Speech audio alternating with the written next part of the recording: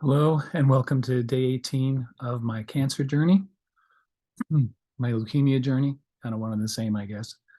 Um, Something I forgot to talk about yesterday is that PJ, my wife, and I had a long talk yesterday, and we try to do this on a regular basis.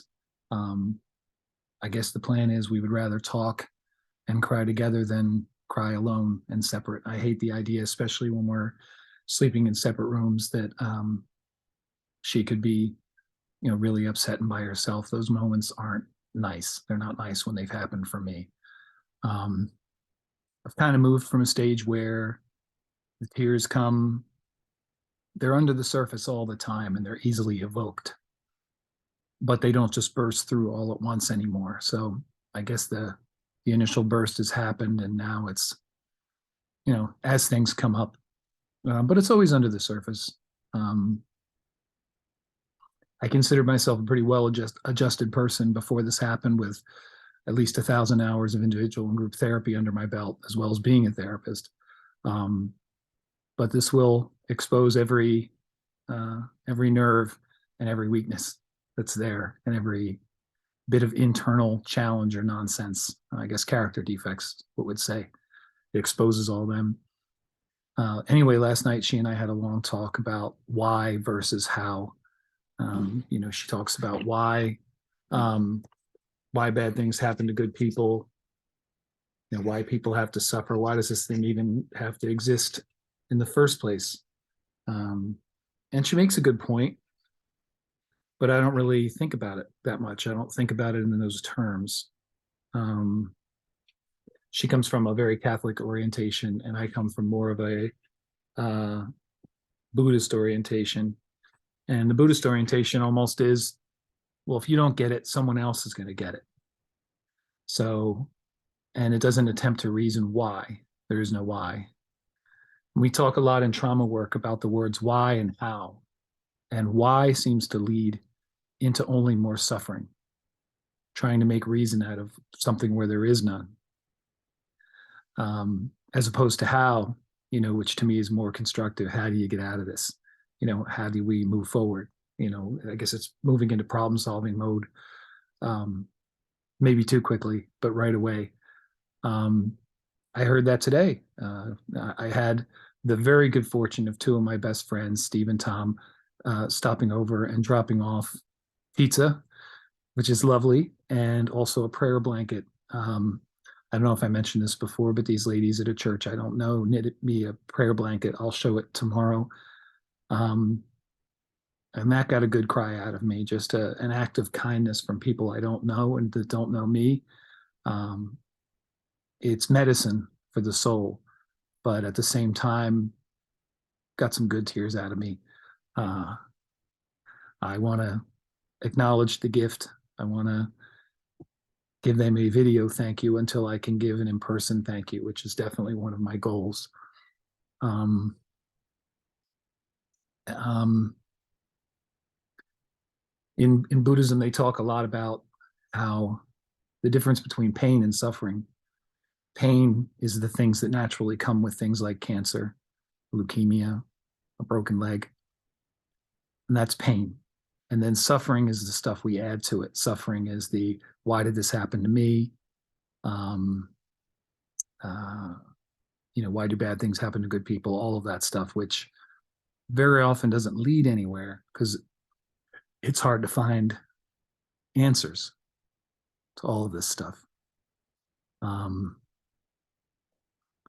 Another part about the visit was I was very aware that this was the first time I was being seen in person by people. And again, I'm down about 40 pounds in 2 months. So my appearance is a little, I mean, I got my hair cut too, but my appearance is shocking to me. So I definitely expect it to be shocking to other people. And I feel the need to cancel that out with my demeanor. I'm cheerful, I'm happy. I do have mostly good news to give after the news of the illness. Um, so, but at the same time, I think this comes out of bucket list where you're the sick person and you end up cheering other people up because, of course, they're horrified. They have a right to be horrified and shocked by what they see because it's not what they're used to seeing. Um,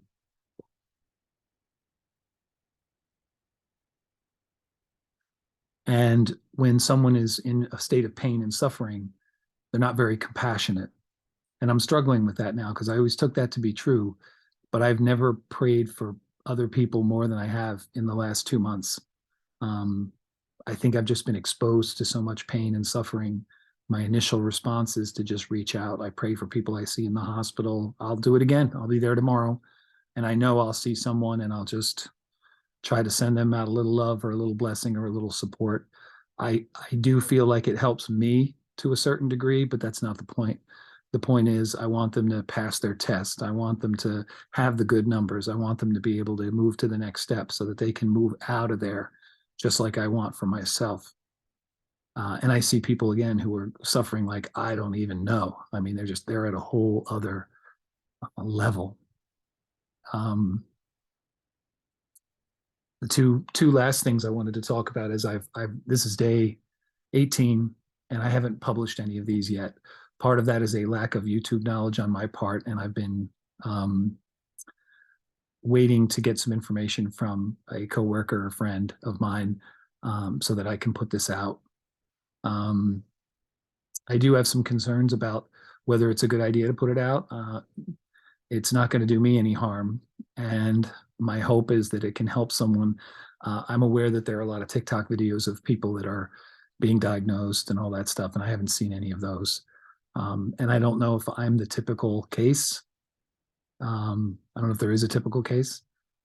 I just hope my goal, and I think I said this at the very beginning, if my suffering can lead to something good, I'm all in. I'm all in. Look, I'm suffering already. Pain and suffering, as I was just talking about. So I want that to help. Anything that can help. And again, I think it helps that I'm not selling anything. I'm not pushing anything. I'm not advocating for anything. I'm just, you're along the journey with me. As I learn things, as I experience things, it comes along. And I would hope that if someone else experiences this, this can serve as, I don't know about a guide, but just to help, just someone else's story that someone can compare similarities to or contrast. I've only been on this journey since I was diagnosed on the 17th of April. So I'm new. I'm new to this game still, but I've learned a lot, and I hope I can pass some of that learning on to other people. The last thing I wanted to say is today is May the 4th. And of course, I'm all about the Star Wars and the May the 4th be with you. And I'm wearing the shirt today in honor of my friend, Vinny, who's having surgery today. And we were saying since he was going in for surgery, you got to have the force on your side. And so far, I think it's working for him. So that's a good thing. If it helps, it helps. Anyway, tomorrow's a hospital day, and I'm a little tore up. They put me on a new medication yesterday, so my energy level was low. I slept a lot today, and I sat out on the porch for an hour with my friends, distancing, of course, because I'm still a chemo nightmare. But I also sat on the porch for a lovely sunset and sun shower. And maybe I'll post those pictures up tomorrow. I didn't have time to get my act together today. Too tired. But just sitting, listening to a soft rain, watching things about to bloom, watching the sunset, getting some fresh air, even though it was pretty brisk outside. It was about 55. It was a wonderful feeling, wonderful feeling. And then having guests and having people bring things, prayer blankets and pizza, nourishment of two different sorts, was a great thing. So it made today a good day. And I hope I have a good day at the hospital tomorrow. And then I get hopefully 3 days off from the hospital in a row, which will be absolutely amazing. It'll let me finish my coursework and let me rest up for whatever the next thing is going to be. Because I have the sneaky feeling I'm going to be back in the hospital for a couple days in 2 weeks when they do round 2. So good night. Thank you as always for listening. And I'll be talking to you tomorrow night. Take care. Bye-bye.